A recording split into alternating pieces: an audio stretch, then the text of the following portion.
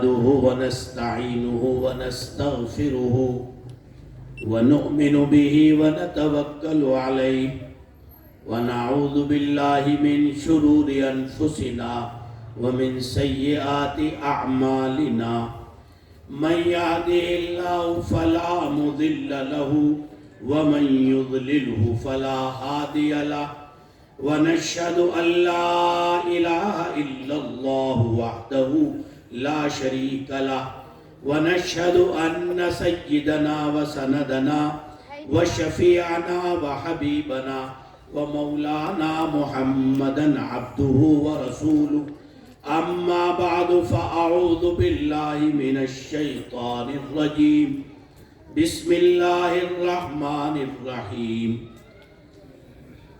هو الذي بعث في الأميين رسولا منهم يتلو عليهم آياته ويزكيهم ويعلمهم الكتاب والحكمة وقال الله تعالى قد أفلح من تزكى وذكر اسم ربه فصلى وقال الله تعالى خلق الإنسان من طين أو كما قال الله تبارك وتعالى في كلامه المجيد وقال النبي صلى الله عليه وسلم الدنيا خلقت لكم وإنكم خلقتم للآخرة صدق الله العظيم وصدق رسوله النبي الكريم وعلى آله وأصحابه الطيبين الطاهرين عزیزان محترم، میں اپنی بات کا آغاز اس مبارک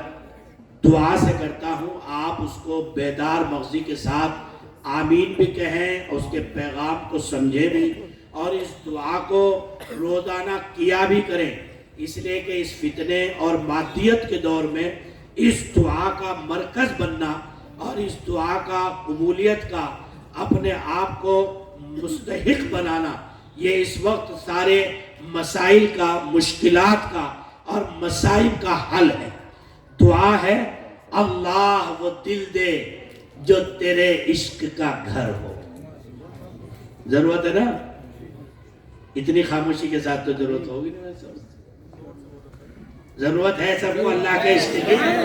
سبحان اللہ. دیکھو یہ زندہ دل لوگوں کی علامت. میں ایسی تقریر نہیں کرتا کہ مجھے اسٹیشن کا پتہ ہی نہ ہو کہاں سے چلا کہاں سے نہیں. آپ کو بھی بولنا ہے تاکہ سبق یاد ہو جائے. بولیں گے نا انشاءاللہ؟ گنگی تقریر نہیں کرتا میں. اگر نہیں بولیں گے تو وہیں ختم کر دوں. اللہ وہ دل دے جو تیرے عشق کا گھر ہو، دائمی رحمت کی تیری اس پہ نظر ہو. دائمی رحمت کی تیری اس پہ نظر ہو. دل دے کہ تیرے عشق میں یہ حال ہو. یہ جو حالات ہے نا، کبھی یہ مسجد، کبھی وہ مسجد، کبھی یہ حال، کبھی وہ روپٹار، کبھی حجاب، اور کبھی کچھ اور کبھی کچھ. اللہ وہ دل دے جو تیرے عشق کا گھر ہو، دائمی رحمت کی تیری اس پہ نظر ہو. دل دے کہ تیرے عشق میں یہ حال ہو اس کا. اگلا مصرع جو کہنے جا رہا ہوں، دہرادون والوں، عالمی پیغام آنے پر جن حالات سے، جن مشکلات سے، جن مصائب سے ہم دوچار ہیں، ان مصائب کا حل ہے اس مصرے میں. اور اگر اس مصرے کے مطابق ایمان والے نے اپنی زندگی کو نہ ڈھالا تو خدا کی قسم ہمارا وجود خطرے میں پڑ جائے. اللہ وہ دل دے جو تیرے عشق. میں بار بار اس لیے دہرا رہا ہوں تاکہ آپ کو یہ دعا، اس دعا کا پیغام، اس دعا کی جرأت اور اس دعا کی ہمت اور اس دعا کی استقامت اللہ ہر امت کے جوان کو، بزرگ کو، عورت کو، خاتون کو، بچی کو، بچوں کو، ساری امت کو نصیب فرمائے. اللہ وہ دل دے جو تیرے عشق کا گھر ہو، دائمی رحمت کی تیری اس پہ نظر ہو. دل دے کہ تیرے عشق میں یہ حال ہو اس کا. محشر کا اگر شور ہو تو بھی نہ خبر ہو. سبحان اللہ. محشر کا بہت شور اٹھیں گے دنیا میں تمہارے وجود کو مٹانے کے لیے، تمہاری تہذیب کو کچلنے کے لیے، تمہارے معابد اور مساجد اور مراکز اور خانقاہوں کہ جن سے تمہارا وجود ہے، تمہارا تہذیب مستحکم ہے، ان کو ختم کرنے کے لیے آئے ہیں۔ یہ سارے شوروں کے درمیان میں رہنا، اپنے وجود کو متعارف کرانا، اپنے اخلاق سے، اپنے عقیدے سے، اپنی تہذیب سے اور اپنے کردار سے، اپنی امانت و دیانت سے اپنے وجود کو مستحکم رکھنا، یہ اس وقت ملت اسلامیہ کے لیے چیلنج ہے اور یہ کرنے کا کام ہے۔ اس لیے میں نے کہا محشر کا اگر شور ہو، محشر کے شور سے بڑا اور محشر کے عذاب سے بڑا اور شور سے، گھبراہٹ سے بڑی کوئی گھبراہٹ تو دنیا میں نہیں ہو سکتی۔ یہ بھیا ہو سکتی ہے؟ سوا نیزے پہ سورج ہوگا، ہر آدمی پسینے میں، کوئی کہیں تک، کوئی یہاں تک، کوئی یہاں تک، کوئی یہاں تک، اپنے اپنے گناہوں کے بقدر ڈوبا ہوا ہوگا۔ لیکن یاد رکھو دہرادون والوں، خدا پاک کی قسم، ایمان والا وہاں بھی اللہ کے خصوصی عرش کے سائے میں ہو۔ اس لیے دہرادون والوں، گھبرانا نہیں ہے، بکھرنا نہیں ہے، ٹوٹنا نہیں ہے، بکنا نہیں ہے۔ یاد رہیں گے تین الفاظ؟ غیروں کا آلہ کار، باطل کا آلہ کار نہیں بننا ہے، اپنی صفوں میں انتشار پیدا نہیں کرنا ہے۔ اس لیے میں نے تین لفظ کہے، ٹوٹنے سے بچو، بکھرنے سے بچو اور بکنے سے بچو، جھکنے سے بچو۔ کر لیں گے نا انشاءاللہ؟ واہ واہ واہ واہ واہ، اللہ مبارک فرمائے۔ مجھے بہت خوشی ہوئی کہ تعداد مختصر ہے، بہت بڑی تعداد ایک بڑے محاذ پر ہے، جس نے آتے ہی دل کو خدا کی قسم چھلنی کر دیا، ذہن کو جھنجھوڑ کے رکھ دیا، طبیعت پزمردہ ہو گئی، بیان کی بھی ہمت نہیں تھی۔ لیکن یہ سوچ کر کہ جب حالات ایسے ہوں، ہائے ہائے، اس وقت میں سیدنا ابو بکر صدیق رضی اللہ عنہ کا وہ تاریخی جملہ مجھے یاد آیا، اَيُنْقَصُ الدِّينُ وَأَنَا حَيٌّ، کیا میں زندہ رہوں اور دین کم ہو سکتا ہے؟ نہیں۔ یہ ہمارے وجود کی بنیادی ضمانت ہے۔ اور دہرادون والے ایک بات اور سن لینا، اپنے اسٹیل اور لوہے کے دروازے بند کر کے اگر تم نے یہ فیصلہ کیا کہ ہماری جانیں بچ جائیں، ہمارے بچے بچ جائیں، ہماری بیویاں بچ جائیں، ہمارا جان اور مال اور عزت آبرو بچ جائے اور مدارس برباد ہوتے رہے، مساجد برباد ہوتی رہے، اللہ کا دین مٹتا رہے، تو سنو، تم ہی نہیں، آسمان اور زمین اور ساری کائنات کا وجود کلمہ لا الہ الا اللہ کی برکت سے ہے۔ اگر یہی مٹے گا تو پھر ہمارا وجود نہیں رہے گا، ہمارے گھر نہیں رہیں گے، ہماری عزت اور آبرو اور ہماری مسردیں ختم ہو جائیں گی۔ اس لیے یہ طے کرو کہ ہمارا وجود اللہ کے کلمے سے ہے، ہمارا وجود اذانوں کی بلندیوں سے ہے، ہمارا وجود اسلامی عبادت اور اسلامی کردار سے ہے، اسلامی اخلاق سے ہے، اسلامی امانت و دیانت سے۔ طے کر لیں گے نا انشاءاللہ؟ آج جس پلیٹ فارم کے تحت بہت اجلاسات کے بعد اس مرکزی اجلاس کو جمعیت علماء ہند کے عہدیداران اور اراکین اور یہاں کی منتظمہ کمیٹی نے طے کیا ہے، خدا پاک کی قسم بس کیا کہوں، یہ جماعت، یہ پلیٹ فارم ہمارے سروں کا تاج ہے، ہماری پیشانی کا جھومر ہے، ہماری آن شان بان ہے۔ یاد رہیں گے نا یہ جملے؟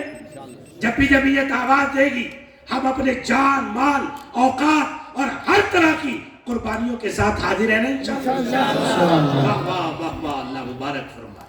خدا پاک کی قسم یہی وہ علماء ہیں اور یہ وہ علماء ربانیین ہیں جن سے اس جماعت کی زینت ہے، جو قابل فخر ملت اسلامیہ ہندیہ کے لیے بطور ڈھال کے کام کرتے ہیں۔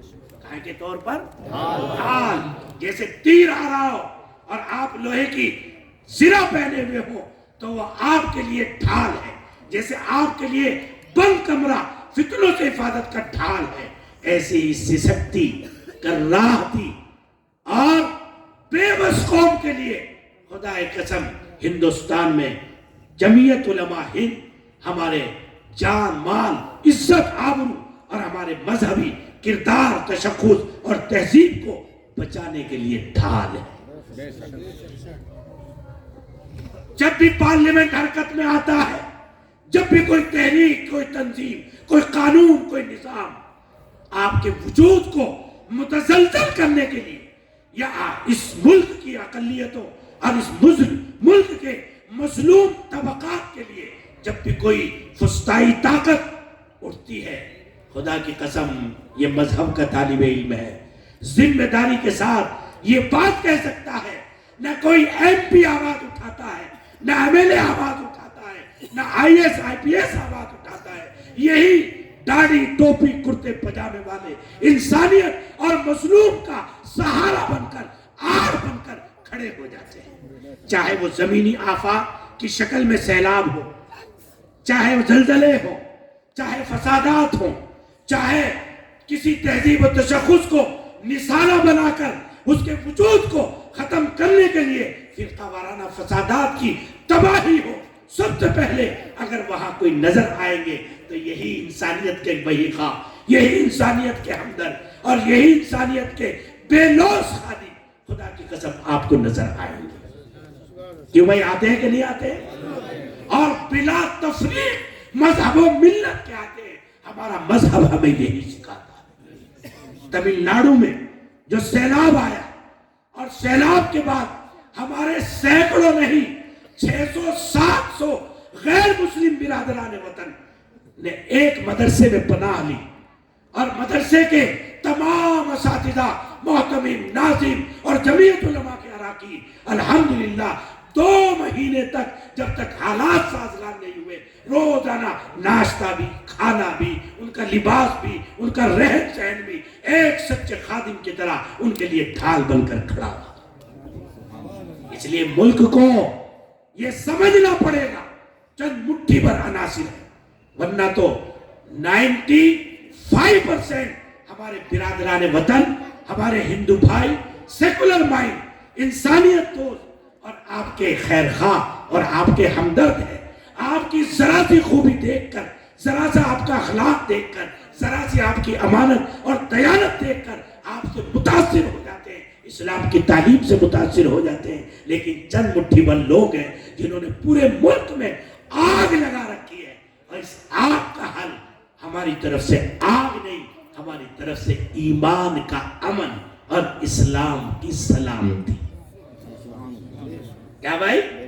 ایمان کا امن اور اسلام کی سلامتی ہمیں پیش کرنی ہے اپنی طرف سے، محبتوں سے، اخلاق سے، سچائی سے، سچی تجارت سے، سچی زبان سے، اور مظلوموں اور بے قصور کو امداد سے، جس کے لیے الحمدللہ یہ پلیٹ فارم ایسا لگتا ہے پورے ملک میں جمعیت علماء ہند کی خدمات کو دیکھ کر سیدنا ابو بکر صدیق رضی اللہ عنہ کا وہ جملہ جو ہماری پیشانی کا جھومر ہونا چاہیے، ہر عالم دین کی، ہر ملت کے جوان کی، ہر ملت کے بوڑھے کی، ہر ملت کے خاتون کی، یہ ہمارا پیشانی کا یہ جھومر، یہ جملہ ہماری پیشانیوں پر گویا لکھا جانا چاہیے، دلوں پر لکھا جانا چاہیے، اَيُنْقَصُ الدِّينُ وَأَنَا حَيٌّ۔ یہی کرتی ہے جمعیت علماء ہند۔ کیا میرے رہتے ہوئے دین پر کوئی قدغن لگایا جا سکتا ہے؟ کیا میرے رہتے ہوئے مظلوموں کے ساتھ ظلم کیا جا سکتا ہے؟ کیا میرے رہتے ہوئے فرقانہ وارانہ فسادات کرائے جا سکتے ہیں؟ کیا میرے رہتے ہوئے انسانیت کو کچلا جا سکتا ہے؟ عقائد کو پامال کیا جا سکتا ہے؟ انسانیت کے ساتھ ظلم کیا جاتا ہے؟ ایسے قانون کیا پاس کیے جا سکتے ہیں جو انسانیت کی جڑوں کو کھوکھلا کرنے والے ہوں؟ خدا کی قسم اینقص الدین وانا حی، اگر یہ اپنا شعار اس امت کا ہر نوجوان بنائے گا، یہ شعار اس امت کی ہر خاتون بنائے گی، یہ شعار امت کا ہر عالم بنائے گا، تو دنیا کی ہر باطل طاقت کا تم حوصلے کے ساتھ استقبال کر سکتے ہو، مقابلہ کر سکتے ہو۔ الحمدللہ جمعیت علماء ہند کے بزرگوں نے یہی کرنا سکھایا ہے، اور جب تک یہ بے لوث خادم انسانیت، الحمدللہ ہم نے اپنے اکابر کی تاریخ کو پڑھا، حضرت شیخ الہند نور اللہ مرقدہ جو ریشمی رومال کی تحریک کے بانی ہیں اور ایسے فریڈم فائٹر اور ملک کے لیے ایسی قربانی دینے والا مجاہد آزادی ہے کہ جس کی پیٹھ کو اللہ اکبر گرم سلاخوں سے جلا جلا کر کے ساری آپ کی چربی کو، خون کو ختم کر دیا گیا تھا اور ہڈیوں کا ڈھانچہ تھا، لیکن جس وقت تک وہ زندہ رہے انگریز جیسی طاقتور اور قوت والی حکومت کو یہ کہنے میں سنکوچ ہوتا رہا کہ یہ ملک ہمارا ہے، لیکن جب حضرت مولانا شیخ الہند حضرت مولانا محمود الحسن صاحب کا انتقال ہوا تو اس وقت میں انہوں نے کہا تھا کہ یہ ملک اب ہمارا ہے، اور یوں کہا انگریز افسر نے کہ اس بڈھے کی باڈی میں ملک کی وفاداری اس طرح شامل ہے کہ اگر اسے جلا دیا جائے تو اس کی راکھ میں سے بھی ہندوستان کی محبت کی خوشبو آئے۔ اس لیے بھائیوں، ہم ان بزرگوں کی روحانی اولاد ہیں، ہمارا علمی اور ایمانی اور روحانی رشتہ ان بزرگوں سے ہے جنہوں نے اس ملک کے گیسوں کو درست کرنے کے لیے، اس کی چمن کی آبیاری کے لیے اور اس ملک میں پھول کھلانے کے لیے اور اس ملک کو چاروں طرف سے باطل طاقتوں سے محفوظ رکھنے کے لیے اپنی جان کی آہوتی، اپنی جان کا بلیدان اور اپنی جانوں کی قربانیاں 55,000 علماء، تاریخ گواہ ہے، ریکارڈ محفوظ ہیں، 55,000 علماء نے اس ملک کو ہندوستان بچانے کے لیے اور سونے کی چڑیا جو اس کی شان تھی اس کو زندہ رکھنے کے لیے انگریزوں کے مقابلے میں، ان کے جہاد کے مقابلے میں اپنا جہاد، اپنی طاقت اور ان کی نسل کشی کے مقابلے میں اپنا جہاد پیش کیا۔ کتنے ہزار علماء نے؟ 55,000 علماء نے۔ دلی سے لے کر کلکتے تک کوئی درخت ایسا نہیں تھا، شاملی کا میدان، بالاکوٹ کی پہاڑیاں اور سینکڑوں جگہ گل شہید۔ وہاں میں سیرت کے جلسے میں گیا، میں نے پوچھا کہ گل شہید، شہیدوں کی مٹی، اس کا نام کیوں رکھا گیا؟ تو انہوں نے بتایا کہ یہاں آزادی کی لڑائی میں اتنے علماء اور نوجوان قربان ہوئے مسلمان کہ ان کو یہاں دفن کیا گیا، اور پورا جو مٹی کا وہ تھا ساری تر ہو گئی شہیدوں کے خون سے، اس لیے اس محلے کا نام کیا رکھا گیا؟ گل شہید رکھا گیا۔ اس لیے بھائیوں، ہم مایوس نہیں ہیں، ہم بے بس نہیں ہیں، ہم مجاہدوں کی، ہم ملک کے لیے قربانی دینے والوں کی روحانی اولاد ہیں۔ اس لیے جب بھی بزدلی آئے، جب بھی بے ہمتی آئے، جب بھی حوصلہ کم ہو تو ہمیشہ اپنے اکابر کی قربانیوں کو یاد کرو۔ یہ سارے حالات آئیں گے، لیکن ان حالات کا مقابلہ ہمیں قوت ارادی سے کرنا ہے، حوصلے سے کرنا ہے، خدا کے محبوب پیغمبر صلی اللہ علیہ وسلم کے دیے ہوئے اس جذبہ شہادت سے کرنا ہے کہ جس کے متعلق خدا کے محبوب پیغمبر صلی اللہ علیہ وسلم نے ارشاد فرمایا، لَوَدِدْتُ أَنْ أُقْتَلَ فِي سَبِيلِ اللَّهِ، میری خواہش ہے کہ اللہ کے دین کی بلندی کے لیے میں قربان ہو جاؤں، پھر زندہ کیا جاؤں، پھر قربان ہو جاؤں، پھر زندہ کیا جاؤں، پھر قربان ہو جاؤں۔ اسی جذبے، اسی حوصلے، اسی استقامت اور اسی جمنے کا نام جو ہے ایمان ہے، اور اسی جمنے کا نام اسلام ہے، اور اسی جمنے کا نام اعلاء کلمت اللہ ہے۔ خدا کے اسی جذبے کے ساتھ رہنا سیکھیے اور اپنے اندر حوصلہ اور قوت اور جذبہ ایمانی پیدا کیجیے۔ ہائے ہائے، میدان جنگ ہے اور ایک مجاہد کھڑے ہوئے، برابر میں دو چھوٹے چھوٹے بچے ہیں۔ انہوں نے پوچھا، چچا مجھے یہ بتاؤ کہ یہ شیطانوں کا سرگراں ابو جہل کون ہے؟ انہوں نے کہا، یہ چھوٹے سے بچے کیا کریں گے؟ کاش میرے برابر میں کوئی طاقتور ہوتا، بڑا سپاہی ہوتا تو میں اس کے ساتھ ڈٹ کر باطل کے ساتھ مقابلہ کرتا، لیکن انہیں کیا پتا تھا کہ یہ بچے اس قوم کے فرزند ہیں جس کی تربیت جناب رسول اللہ صلی اللہ علیہ وسلم کی تعلیم سے ہوئی ہے۔ ہائے ہائے، ان کے قد اور ان کی اونچائیاں، بدنوں کی، مورخین نے لکھا ہے کہ تلواریں لمبی تھی اور بدن چھوٹے تھے۔ جب انہوں نے کہا کہ یہ سامنے سرگنا جو سب سے اونچے گھوڑے پر کھڑا ہے یہ ہے ابو جہل، بس وہ دونوں تیر کی طرح نکلے اور مجمع کو پار کرتے ہوئے ان کا ہاتھ اتنے اونچے تو نہیں جا سکتا تھا، سب سے پہلے انہوں نے جو ہے گھوڑے کے پیر پر مارا، جب گھوڑا گرا، ابو جہل گرا، پھر اس پر وار کیا، اور پھر حضرت عبداللہ ابن مسعود رضی اللہ عنہ سے کہا کہ اب اس کی گردن اور اس کو واصل جہنم آپ کر دیجئے، ہماری اتنی وہ نہیں ہے۔ دوستو، جس قوم کے معصوم بچوں کی جرأت کا، استقامت کا، قوت ارادی کا یہ حال ہو، اس قوم کے نوجوانوں کو کیسا مستقیم مزاج ہونا چاہیے؟ ہونا چاہیے کہ نہیں ہونا چاہیے؟ ہونا چاہیے۔ اس لیے بھائیوں، آج ہمیں اس بات کی بہت اہمیت اور شدت کے ساتھ ضرورت ہے کہ ہم حوصلے کے ساتھ جینا سیکھیں، انسانی اقدار اور روایات کا تحفظ کریں اور اپنا وجود، تہذیب اور تشخص اور صحیح تہذیب کے ساتھ اپنے آپ کو زندہ رکھیں۔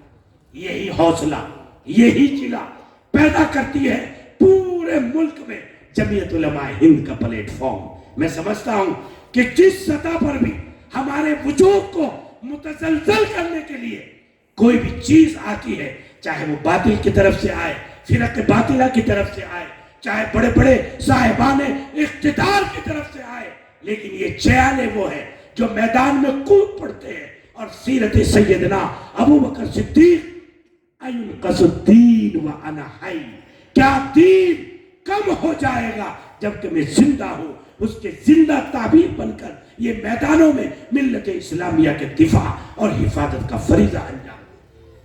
اس لیے بھائیوں، مجھے چند باتیں تو اس پلیٹ فارم سے متعلق کہنی تھی، اور اس کے متعلق میں نے آپ کو آپ کے آنے کا مقصد بتایا۔ دوسری بات، یہ جو عنوان ہے، جس عنوان پر یہ اجلاس قائم کیا گیا، یہ اس کائنات کا سب سے حسین عنوان ہے، یہ اس کائنات کی بنیادی ضرورت ہے، یہ اس کائنات کے 1,24,000 انبیاء علیہ السلام کے آنے کا بنیادی مقصد ہے۔ یہ اصلاح معاشرہ ساری آسمانی کتابوں کے دنیا میں نازل ہونے کا بنیادی مقصد ہے۔ یہ اصلاح معاشرہ تمام علماء، تمام مدارس، تمام خانقاہوں اور تمام مراکز اور اہل اللہ اور دعوت و تبلیغ کی سارے ملک اور سارے عالم میں جو محنت جاری ہے، ان ساری محنتوں کا خلاصہ اصلاح معاشرہ اور تزکیہ باطن ہے، جس کو قرآن پاک نے اپنے نبی کے بنیادی مقصد کے طور پر جو 4 مقاصد بتائے، ان میں سے بنیادی مقصد کے طور پر اللہ تبارک و تعالیٰ نے اس کا تذکرہ کیا ہے۔ اس لیے بھائیوں، اسی مقصد کے ساتھ آپ یہاں بیٹھے، ہمارے اکابر علماء کی طرف سے جو ہمیں زندگی گزارنے کا طریقہ بتایا جائے گا، سمجھایا جائے گا، اور ہماری زندگی کا جو مقصد بتایا جائے گا، اس کو دلوں کی زمین پر لکھ کر کے لے جائیں۔ میں صرف آپ کو اتنا بتانا چاہتا ہوں کہ یہ دنیا اور اس دنیا میں پیٹ میں جو ہم رہ رہے ہیں، یہ ہمارا جسم ہے اور ایک روح ہے، اور روح یہ اصلی انسان ہے جو اس بدن کے اندر رہتا ہے، اور بدن جو ہے یہ نقلی انسان ہے، یعنی یہ خاکہ اور یہ ڈھانچہ ضائع ہو جاتا ہے لیکن روح ضائع نہیں ہوتی۔ تو اصل انسان روح ہے۔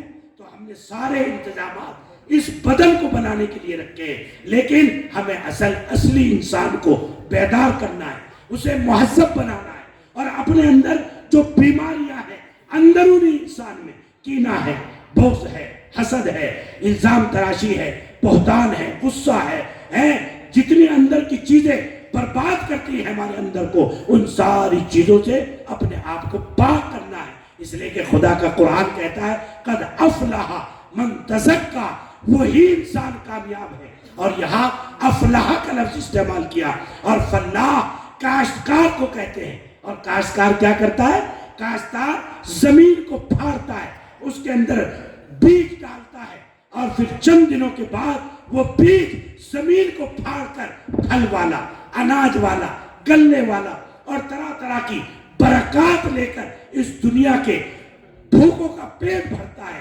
وہ انسانیت کی بھوک کو مٹاتا ہے، پیاس کو مٹاتا ہے، اس کی کمزوری کو دور کرتا ہے، اس کی انرجی کا، اس کی طاقت کا ذریعہ بنتا ہے. تو قرآن پاک نے افلاح کا لفظ استعمال کیا، قد افلح من تزکا. اس کا مطلب یہ ہے دہرادون والوں، یہ جمعیت علماء کے پلیٹ فارم سے جو آپ کے لیے اصلاح معاشرہ کا اجلاس ہو رہا ہے، یہ آپ کو فلاح بنانے کے لیے ہو رہا ہے. یعنی اس مقصد کے لیے ہو رہا ہے کہ جب آپ اپنے دلوں کی زمین اور اپنے ذہن و فکر کو ان علماء کی قرآنی اور عرفانی باتوں کو سننے کے لیے اور اس کا بیج ڈالنے کے لیے کھول دیں گے، تو اس کے بعد آپ ہی میں داعی دین پیدا ہوں گے، آپ ہی میں بے لوث انسانیت اور دین کی بقا کے لیے قربانی دینے والے بنیں گے. آپ ہی میں سے لوگ اپنی اولادوں کو عالم اور حافظ بنانے والے بنیں گے. آپ ہی میں سے لوگ تکبیر اولیٰ کا اہتمام کرنے والے بنیں گے. آپ ہی میں سے لوگ اللہ کے حضور سچی اور پکی توبہ کرنے والے بنیں گے. یعنی یہ گویا کہ یہ پھل پھول اس مبارک دین کی بات اور اس اصلاح معاشرے کے اجلاس کے ذریعے سے جو بیج آپ کی طبیعتوں میں، ذہنوں میں اور فکروں میں جائے گا، اس بیج کو جب پرورش ہوگی اور اہل اللہ کی، ہمارے قاضی شہر اور کئی بڑے علماء یہاں موجود ہیں، جب ان اہل اللہ کی صحبت ملے گی، جب ان اہل اللہ کے پاس آپ کا آنا جانا ہوگا اور ان کی مجالس میں بیٹھ کر ذکر اللہ کو کے ذریعے سے دلوں کا زنگ، طبیعتوں کا نفور اور اسلام اور اسلامی تعلیمات سے دوری یہ گویا کہ قرب میں اور محبت میں بدل جائے گی، تو دوستو پھر آپ اس دنیا کے لیے نفع بخش بن جائیں گے. آپ اس دنیا کے لیے کڑنے والے اور فکر کرنے والے بن جائیں گے. آپ دینی اقدار و روایات اور تحفظ اور تشخص دین کو زندہ کرنے والے بن جائیں گے. لیکن یہ کب ہوگا؟ جب آپ دین کا بیج اپنے قلوب اور اپنی طبیعتوں میں ڈالیں گے اور ان محافل، ان مجالس کی باتوں کو عظمتوں کے ساتھ سن کر اور پھر اس پر غور کر کے اور اپنی زندگی کا مقصد طے کر کے اور پھر اسی وے میں چلیں گے، تو انشاءاللہ آپ کے اندر ہر باطل کا مقابلہ کرنے کی صلاحیت اور استعداد پیدا ہوگی. آپ سب چونکہ زمینی لوگ ہیں، زمینی حقیقتوں سے جڑے ہوئے ہیں، اس لیے میں آپ کو 4 پوائنٹ دے کر اپنی بات کو ختم کروں گا. آپ، ہماری پیدائش زمین سے ہوئی، ہم خاکی النسل ہیں.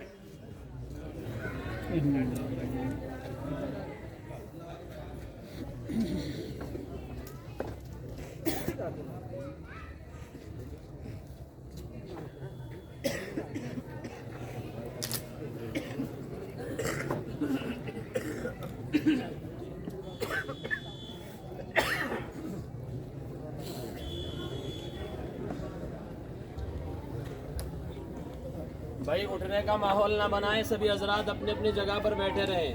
شادی کے سائے چلنے کی وجہ سے جنریٹر کا انتظام نہیں ہو سکا تھا. انشاءاللہ لائٹ آ جائے گی. آپ حضرات دعا کیجئے اور اپنی جگہ بیٹھے رہیے اطمینان کے ساتھ. جو بھائی وہاں کھڑے ہوئے ہیں یہ بھی ادھر آگے بیٹھ جائیں، یہ کرسیاں خالی ہے ادھر سے. اٹھنے کا ماحول نہ بنائیں بالکل بھی.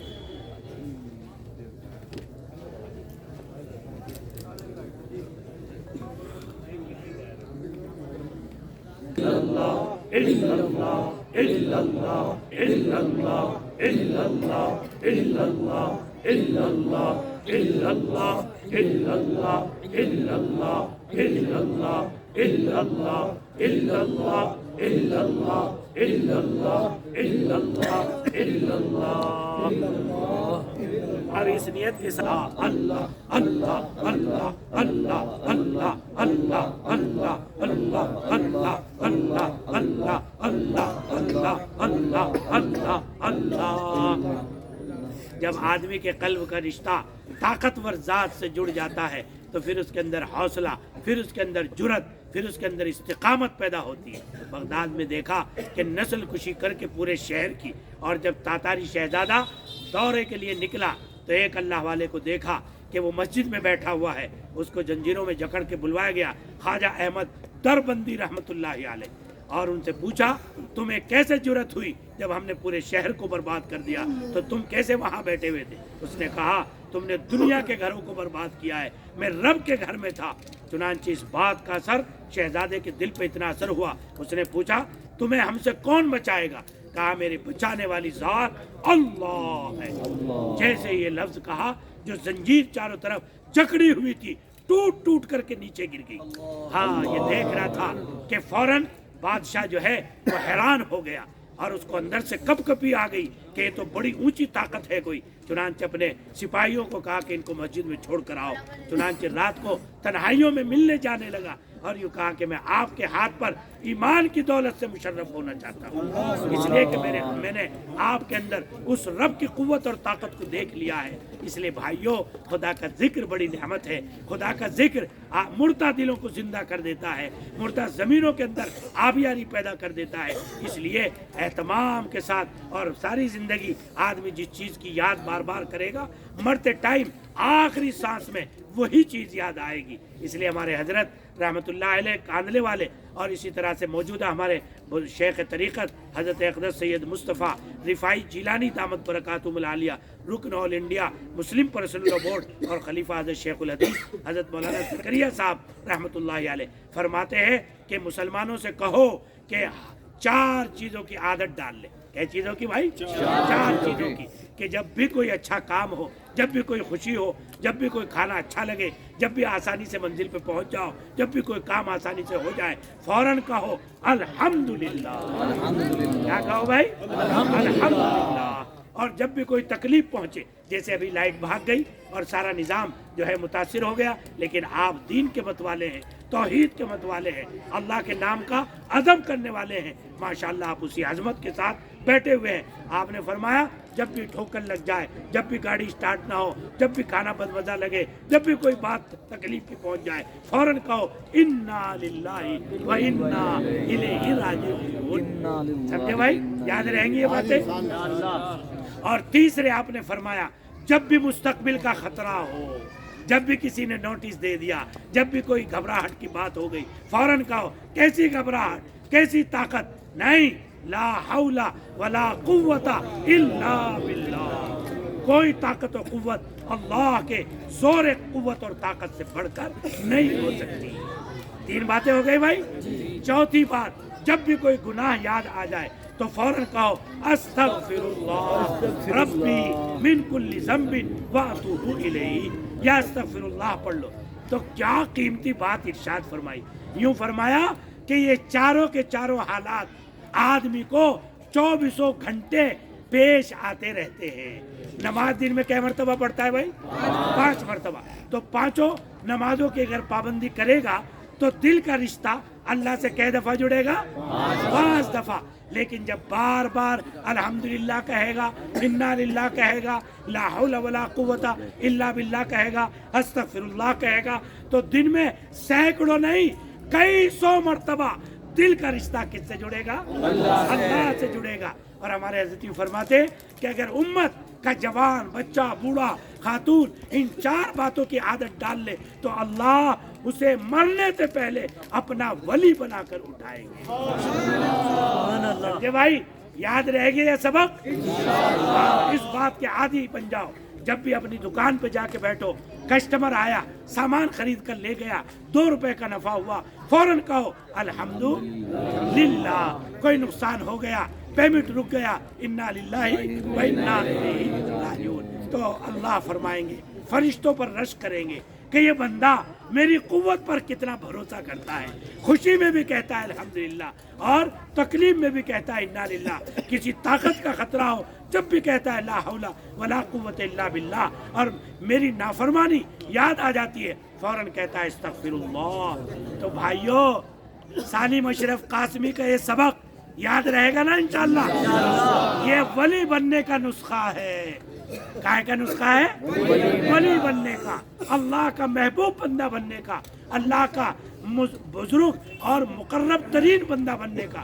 جو بندہ ان باتوں کا عادی ہو جائے گا اللہ دنیا کے فتنوں سے اللہ اس کی حفاظت فرما دیں گے۔ اس لیے اب میں اپنے اکابر سے درخواست کرتا ہوں کہ وہ مختصر بات کر کے اور اپنی مستجاب اور مقبول دعا پر اس اجلاس کو اختتام فرما دیں، اور میں خدا کے محبوب پیغمبر صلی اللہ علیہ وسلم کی خراج عقیدت ان الفاظ میں پیش کر کے اپنی بات ختم کرتا ہوں۔ حضور آئے تو سر آفرینش پا گئی دنیا، حضور آئے تو سر آفرینش پا گئی دنیا، اندھیروں سے نکل کر روشنی میں آ گئی دنیا، بجھے چہروں کا زنگ اترا ستے چہروں پہ نور آیا، حضور آئے تو انسانوں کو جینے کا شعور آیا، اور آپ کو ان حالات کے مقابلے کے لیے ایک انجیکشن دے کر جا رہا ہوں۔ قدم رک نہ جائیں جو حائل ہو پردے، قدم رک نہ جائیں جو حائل ہو پردے، اٹھاتا ہٹاتا چلاتا چلا جا، سرے طور چمکی تھی جو چند ساتھ، دلوں پر وہ بجلی گراتا چلا جا۔ انشاءاللہ مٹی کا جو سبق ہے اور مٹی کے اندر جو 4 خاصیتیں ہیں، پھر انشاءاللہ یاد کریں گے، یا پھر یہاں آنا ہوگا تو انشاءاللہ اس سبق کو پھر سناؤں گا۔ وآخر دعوانا ان الحمدللہ رب العالمین۔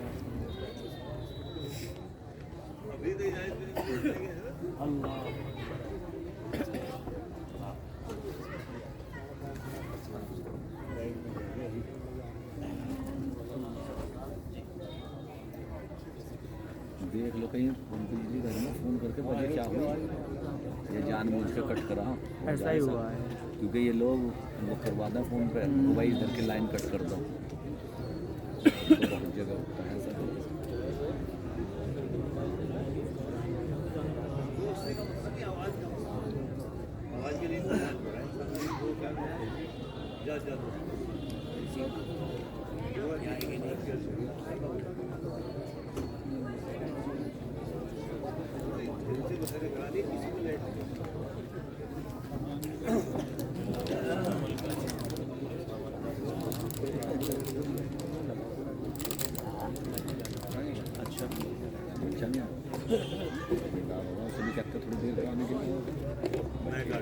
آ گیا ہے ماشاء اللہ، اتنا تو ہو جائے انتظام۔ ہیلو ہیلو، لائٹ کی کوئی ضرورت نہیں، تھوڑی اس کی والیوم بڑھا، والیوم بڑھا، اس کے اوپر رکھ دو، ذرا وہاں بیچ میں بہت دوا ہے ماشاء اللہ۔ لائٹ کے اوپر یہاں رکھ دو، یہیں رکھو،